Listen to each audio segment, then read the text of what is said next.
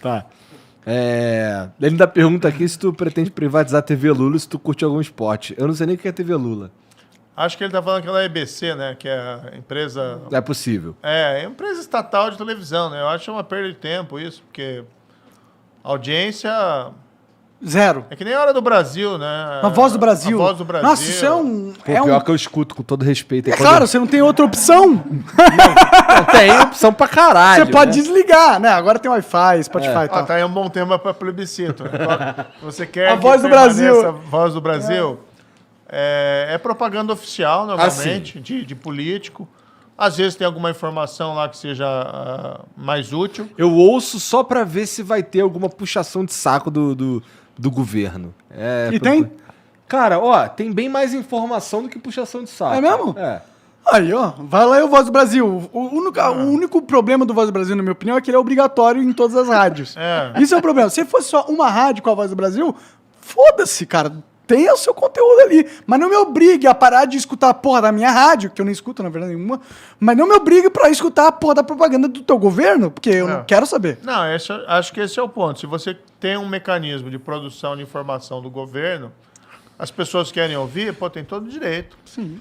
Né? Agora, colocar isso como obrigação, você tem que ouvir e interromper a programação normal, eu acho errado. Eu acho que teve uma promessa que iam, né, extinguir a EBC, a rede estatal de televisão, não fizeram e aumentaram. Eu acho errado o governo ficar investindo nisso, porque é algo... Banal. Não interessa a maioria das pessoas, não tem porquê. E tu curte algum esporte? Olha, eu gosto... Fui jogador de tênis na adolescência, gosto bastante de tênis, né? Falei aqui ali brincando.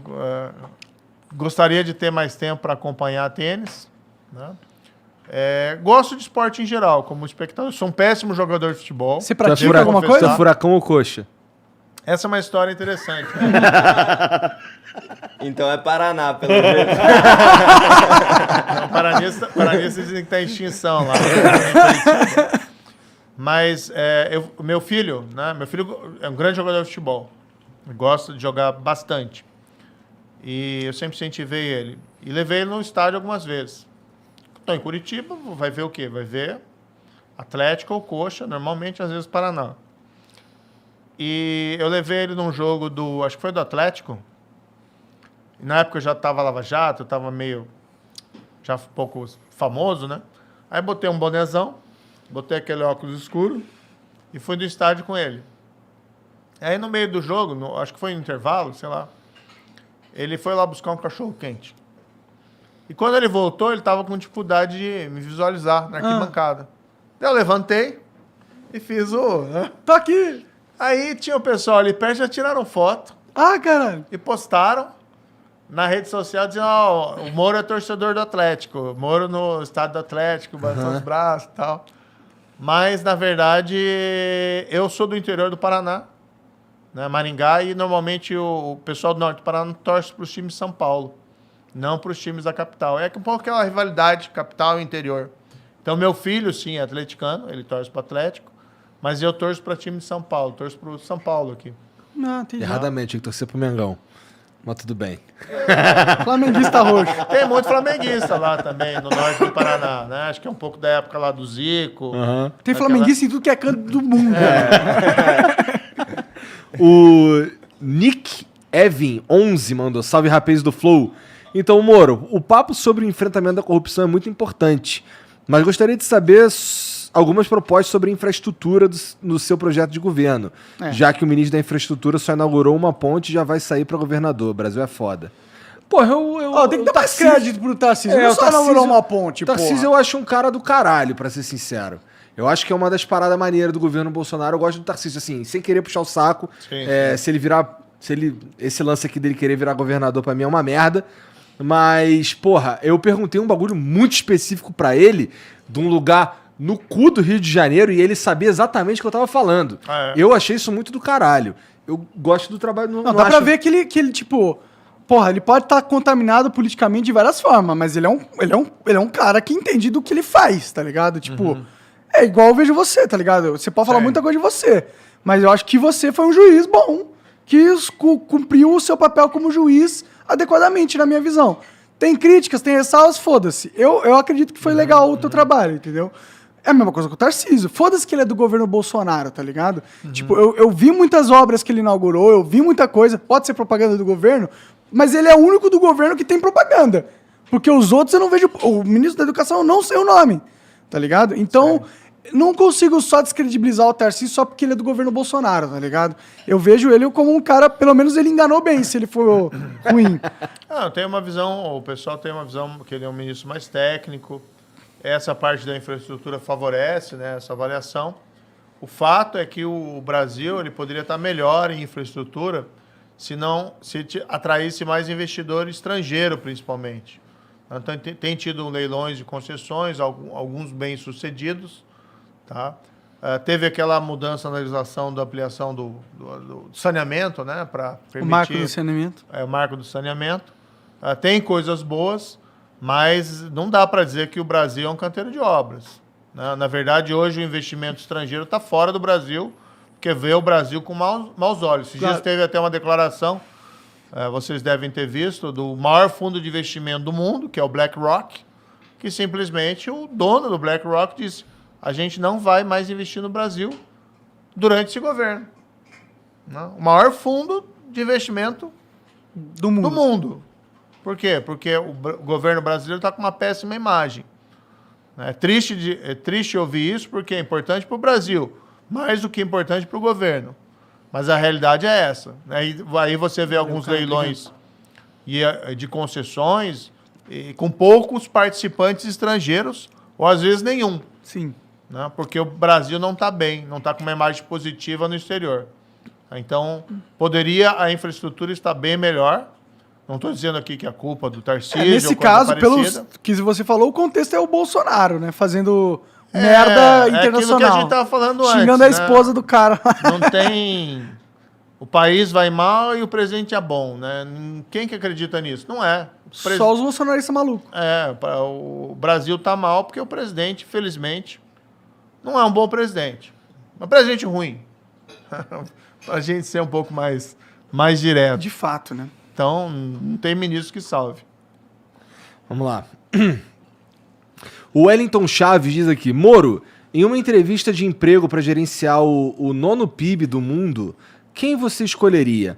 Um metalúrgico, um paraquedista ou um juiz? E por que o brasileiro prefere escolher candidatos carismáticos do que competentes tecnicamente? Tu escolheria o juiz, né, caralho? Que pergunta óbvia. O discurso populista é sedutor. Daí, quando você começa a prestar atenção, o que está se prometendo e é realisticamente alcançável, o que a gente fala, o PT veio falar que vai revogar a reforma trabalhista. Né? Isso vai aumentar emprego? As pessoas querem que emprego. Por que as pessoas hoje... A gente falou no começo, né? Por que não contrata com carteira assinada normalmente? O custo tributário é muito alto. Os impostos que recaem na contratação, a contribuição previdenciária do empregador, do empregado, FGTS, Sistema S, imposto de renda, quando é o caso, fazem que fique muito caro. Então você precisa ter, se você quer fomentar emprego, isso é fundamental, é crescimento econômico, você criar um ambiente atrativo para investimentos, que o plano do PT não faz, vai levar, sim, a aprofundar a recessão, tá? E vai aprofundar o desemprego. E, do outro lado, você tem que pensar em medidas que estimulem a contratação formal de trabalho. Uma delas é discutir realmente a tributação sobre a folha de salário, especialmente de quem ganha menos. Então, será que tem que ser essa alíquota enorme, né, para quem ganha lá um salário mínimo, para quem ganha 2 salários mínimos? Tem que tentar mudar isso aí. Então, acho que, respondendo à pergunta, infelizmente o discurso populista, aquele que fala que vai cair maná do céu, vai jorrar mel, né, pelos rios, e todo mundo vai ter uma picanha na mesa... Bob vai voltar a comer picanha.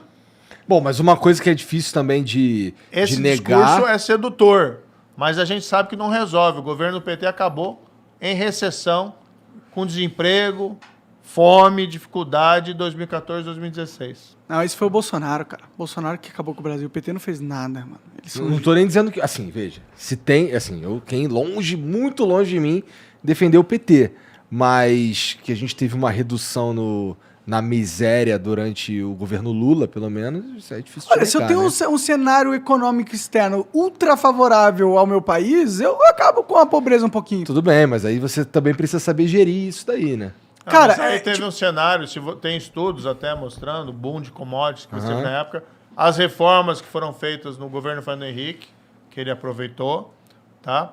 E você tem comparativos dos países da mesma época, com perfil semelhante ao Brasil, até na América Latina, que cresceram mais que o Brasil, entendeu? Então, assim, será que... Teve coisas boas, acho que tem, por exemplo, o Bolsa Família... ProUni. Né?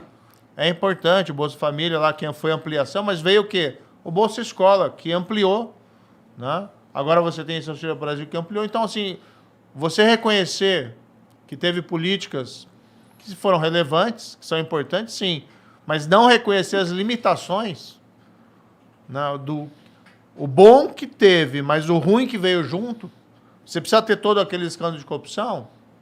Com certeza. Você precisa ter a recessão de 2014, 2016, que ela começou a ser plantada no governo do Lula, tá? Especialmente ali no segundo mandato. Quando ele resolveu assumir a condução da política econômica, saiu o Palocci, que teve lá um escândalo lá na época do Caseiro, não sei o quê. Quando saiu o Palocci e ele assume a condução da política econômica, falam que foi o Guido Mantega, mas foi ele que assumiu, né? O Guido Mantega fazia o que ele dizia que tinha que fazer, a coisa foi desgringolando. Até que chegou e estourou lá 2014, 2016, que é a maior recessão da história. O PIB não caiu, como caiu em 2014, 2016, durante a pandemia. Foi mais do que a pandemia. Ou seja, o governo do PT conseguiu derrubar a economia no final num montante maior do que a economia foi derrubada agora pelo vírus, pela pandemia mundial. Isso resulta em mortes também, na minha opinião, viu? Derrubar Sim. a economia, suicídios, cara. Então, olha ali o cenário. Puxa, como é que acabou? Não acabou bem. E quando ele fala em voltar agora, repetir as mesmas políticas, vai acabar bem? Não, Não vai. infelizmente. Eu não sei nem se ele consegue terminar o mandato, se eleger. Pra ser sincero. O RMA Forte diz aqui: Sérgio Moro, revele ao mundo em quais páginas de sua sentença estão as provas da denúncia contra Lula feitas pelo Ministério Público. Coragem! As provas da denúncia, como manda a lei, não são suas opiniões ou suas combinações com Deltan. Ih! Aí é Lacrou. que a gente já discutiu, né? Você teve os maiores escândalos de corrupção da história no governo Lula. Você tem lá todo aquele esquema dentro da Petrobras, diretores nomeados pelo Lula. Você tem daí a questão lá do sítio, do triplex. E vamos colocar aqui, não é minha sentença, né? É sentença que foi confirmada pelo Tribunal em Porto Alegre, que depois foi confirmada pelo STJ. O Lula só foi preso porque o Supremo autorizou. Ninguém disse que o Lula é inocente. Ou seja, né, citar o número da página agora de cabeça não dá, né? Porque faz tempo essa sentença. Não acredito! Foi em agosto de... Acho que agosto de 2017. Não, E depois Lula- teve a colega, né? Teve a colega juíza lá, corajosa, né? Gabriela Hart, lá de Curitiba, que também sentenciou e condenou ele no caso do sítio. Então, assim... Acho que você tá sendo muito rigoroso, cara. Tudo bem que o Lula colocou todo mundo no poder que fez merda, mas ele não tava envolvido, não tinha como ele saber, pô. Ele era quem? Tipo, o presidente? Não era algo assim. Ele era só um cara lá, pô. O Bopenkoski diz aqui: hoje o Brasil ocupa a posição 153 no índice de liberdade econômica. Estamos próximos de Afeganistão e Uzbequistão. Como uma força-tarefa vai erradicar a pobreza, sendo que o Brasil é um país pobre? Precisamos atrair as empresas para o Brasil, tirando barreiras e tendo segurança. Acho que essa força-tarefa que ele fala, desculpa meio que responder por você, mas acho que essa força-tarefa que ele fala é pra resolver o problema das pessoas mais necessitadas como uma medida paliativa, né? A solução mesmo, eu imagino que da sua cabeça venha do crescimento econômico. Sim, sim. E investimento em educação, né? Como é que você resolve isso para o futuro, principalmente? É educação de qualidade, pública e privada. Tá? No fundo, a força-tarefa também é para resgatar as pessoas da pobreza, mas com uma abordagem assim focada naqueles que mais precisam. Então, se os recursos são escassos, não dá para resolver o problema de todo mundo, vamos naqueles que mais precisam. Tá? Agora, outro ponto que ele coloca que é importante, a gente sabe do problema da burocracia, da dificuldade de se abrir uma empresa, da dificuldade, às vezes, encontrar licença para uma atividade econômica. A gente sabe também que muitos agentes públicos, às vezes, usam, né, essas dificuldades burocráticas para, às vezes, até pedir suborno, para pedir vantagem indevida. Então, realmente, também tem que discutir o quadro regulamentador e se a gente precisa... Aqui no Brasil, a gente tem essa mania, precisa de carimbo para tudo. Então, precisa lá, reconhecimento de firma, né, que é uma coisa absurda lá. Arcaica. Fila em cartório e tal, reconhecimento de firma e tal. Cartório é uma Precisa parada disso? arcaica. Por que o cartório existe, eu não entendo ainda. Tipo, a gente tem coisas digitais, a gente tem NFT, tá ligado? O que você acha de NFT, Sérgio Moro? NFT? Você sabe o que é isso? Não, o que é? Cara, é um produto digital que valida uma propriedade intelectual. Basicamente é isso. É tipo, você pode comprar Na uma linha imagem da digital. blockchain, não? Ah, tá. Tipo, eu tenho a única cópia que é Original. original Tá. de algo, por exemplo. Tá. Você pode pegar um momento icônico da internet, se você for dono dessa propriedade, e criar um NFT falando, esse NFT representa esse momento icônico e ninguém mais vai poder ter por causa do blockchain, porque isso que dá meio que a unicidade. Não, blockchain é uma tecnologia revolucionária que a gente ainda está explorando o potencial e tem uma crença muito grande, uma confiança muito grande que isso vai gerar maior segurança nas transações econômicas. E descentralização de poder também. Tirar dos estados. É um potencial a ser ainda mais explorado. Sim. Né? Mas confesso também que não sou nenhum especialista em tecnologia. Você fica com medo da moeda passar a ser um blockchain da vida privado? Tipo, imagina o Brasil, por Usando exemplo... o Bitcoin. O El Salvador fez isso. Ele adotou o Bitcoin. O Bitcoin. Não, o Bitcoin, você pode usar o Bitcoin lá para comprar coisas. Ela virou uma moeda oficial, entendeu? É reconhecida nacionalmente. Você E o governo não tem controle. E o governo não tem controle. Tipo, pro governo isso é horrível. Porque você perde o controle da moeda. Imagina os Estados Unidos não tendo controle sobre o dólar. Sim, entendeu? Sim. Pro governo isso é horrível. Mas pra população e pro mundo, pra sociedade geral, eu acho isso ultra positivo. Porque imagina os Estados Unidos não tendo controle sobre o dólar. O quão mais livre a gente estaria do poder dos Estados Unidos como o Brasil, entendeu? Essa é uma discussão complexa, né? Algo que tem evoluído nos últimos anos, criptomoeda, Bitcoin. Eu confesso que tenho muitas dúvidas a esse respeito. Sendo uma realidade que apresenta no mercado, um ponto importante é a gente aprender a lidar com ela. Então, por exemplo, eu tive reuniões com pessoas, quando estava no setor privado, né, relacionada a Bitcoin, que discutiam, como é que a gente faz para comunicar uma operação suspeita de lavagem de dinheiro. Que não adianta você simplesmente dizer, como não reconhece Bitcoin, não tem lavagem de dinheiro com Bitcoin. Pode acontecer. Tem. Também, também é errado falar assim, Bitcoin é para lavagem de dinheiro. Com certeza Sim. também. Não é errado fazer essa afirmação. Mas também não é errado que a maioria dos traficantes hoje operam no Bitcoin porque é mais seguro. Acho que você precisa ter alguma regulação e tem uma discussão profunda, né? Se realmente... Não tem como regulamentar, essa é a parada. Não dá para regular, esse não é o problema. Não tem como. Eu sei que você não está por exemplo, dentro do assunto. O pessoal, eu conversei com o pessoal do setor e eles, por exemplo, me disseram que eles faziam comunicação de operação suspeita de lavagem de dinheiro ao COAF. Ainda que não tivesse regulação, eles davam um jeito lá, um caminho e faziam a comunicação. Para eles se sentirem... Né? É porque o livro registro do Bitcoin, por exemplo, ele é público. Você pode ver todas as transações que acontecem em tempo real. É o que eles diziam. Inclusive, eles diziam assim, a Bitcoin é até mais segura para evitar lavagem de dinheiro porque você tem o registro das transações. Essa é mentira, na minha opinião. Não. Eu não sou especialista no assunto. Não tô falando que você tá mentindo. Eles estão mentindo pra você ou eles estão com um entendimento errado da coisa. Porque é justamente esse o potencial do Bitcoin. Ele não é rastreável. Ele tira você do controle do Estado. Tipo, isso é muito positivo pro traficante, Sim. mas também é muito positivo pra mim. Ou pra você, ou pra qualquer cidadão, entendeu? Porque eu sou do time que eu não gosto do Estado. Eu não confio nesses caras. Quer CPF na nota? Não. Não, eu não quero, mano. Eu não quero dar conhecimento ou poder pro Estado sobre a minha vida. Quanto menos Você é o cara que não vai fornecer a íris, né?